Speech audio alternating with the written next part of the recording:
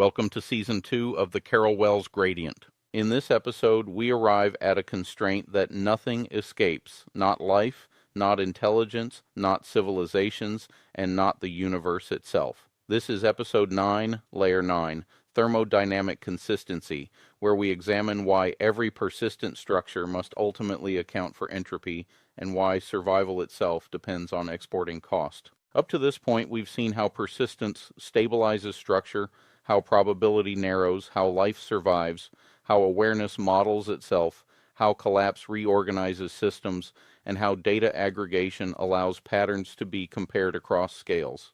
But none of those processes are free. Every one of them incurs thermodynamic cost. This is where the second law enters, not as a background rule, but as an active constraint on persistence. The second law of thermodynamics is often described as a statement about disorder increasing over time, but that description is incomplete. The deeper statement is about accounting.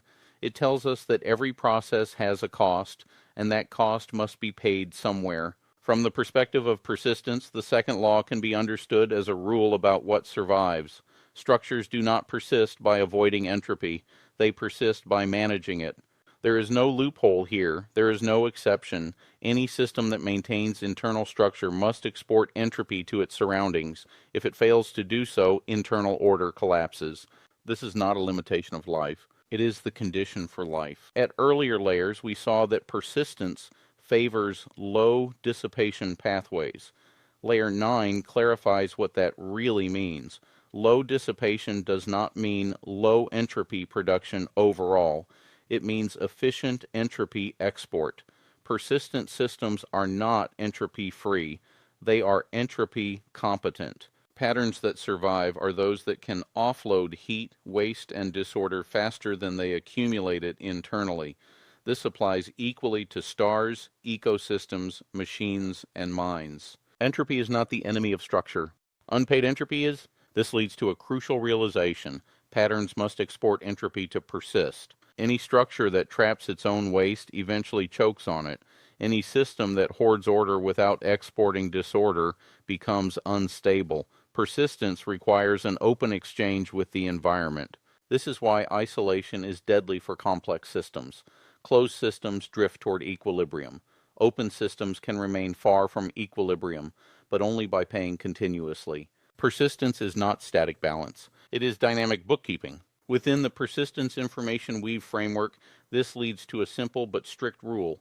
The only way to survive is to offload heat. This is not metaphorical.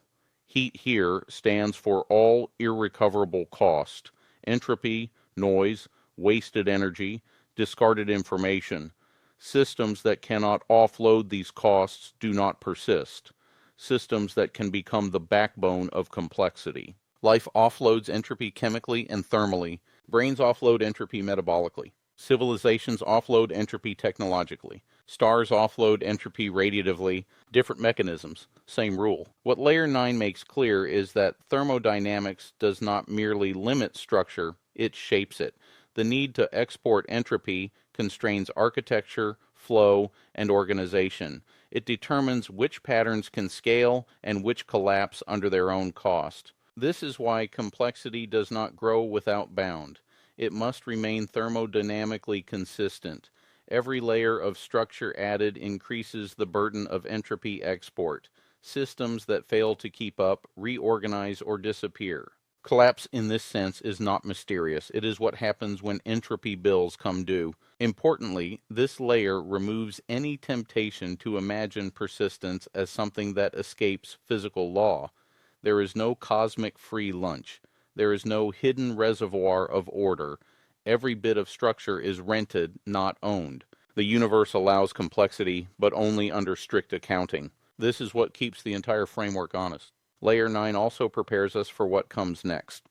Once systems are thermodynamically consistent, they can begin to experiment safely. They can build simplified models, explore variations, and test extensions without destabilizing the underlying structure. That move, from necessity to exploration, is the transition to the next layer. I'm Charles Carroll. Thank you for listening to Episode 9. Join us next time as we move into Episode 10, Layer 10, Simulation and Extension, what happens when we build toy universes. There, we'll explore how modeling becomes a physical act, how synthetic physics can exist without breaking reality, and why building constrained toy universes is not a human invention, but a fundamental cosmic behavior.